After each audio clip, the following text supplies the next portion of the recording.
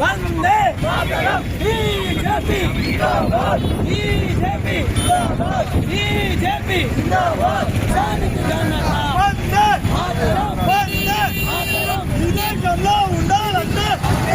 वंदे मातरम భారతీయ జనత దేశానికి జనత రామచంద్రరావు గారి నాయకత్వం రామచంద్రరావు గారి నాయకత్వం जिंदाबाद जिंदाबाद नरेंद्र मोदी गारी नायकत्వం వర్ధిల్లాలి వర్ధిల్లాలి बीजेपी जिंदाबाद बीजेपी जिंदाबाद नरेंद्र मोदी गारी नायकत्వం వర్ధిల్లాలి नरेंद्र मोदी गारी रेड्डी गारी नायकत्వం వర్ధిల్లాలి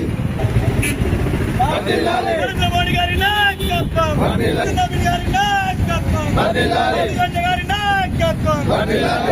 माता की आवाज दो भारत माता की जय नरेंद्र मोदी नायकत्व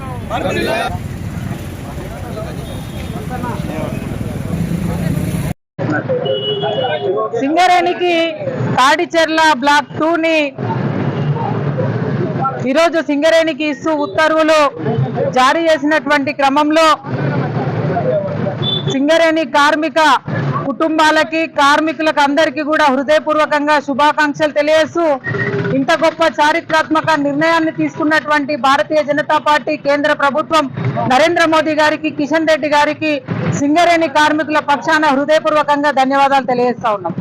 ఎందుకు చారిత్రాత్మక నిర్ణయం అని చెప్పి చెప్తా ఉన్నామంటే సింగరేణికి ఈ నిర్ణయం తీసుకోవడం వల్ల 64,000 కోట్ల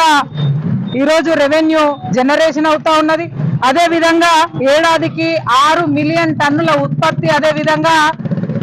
దాదాపుగా 1200 మందికి ఉపాధి అవకాశం దొరుకుతా ఉన్నది. అంటే ఎప్పుడైనా కూడా ఇవాళ బీఆర్ఎస్ కాంగ్రెస్ రెండు పార్టీలు కూడా భారతీయ జనతా పార్టీకి కార్మికులకి దూరం చేసేటువంటి ప్రయత్నం అనేక కుట్రలు అబద్ధాలు అసత్యాలు ప్రచారం చేసినా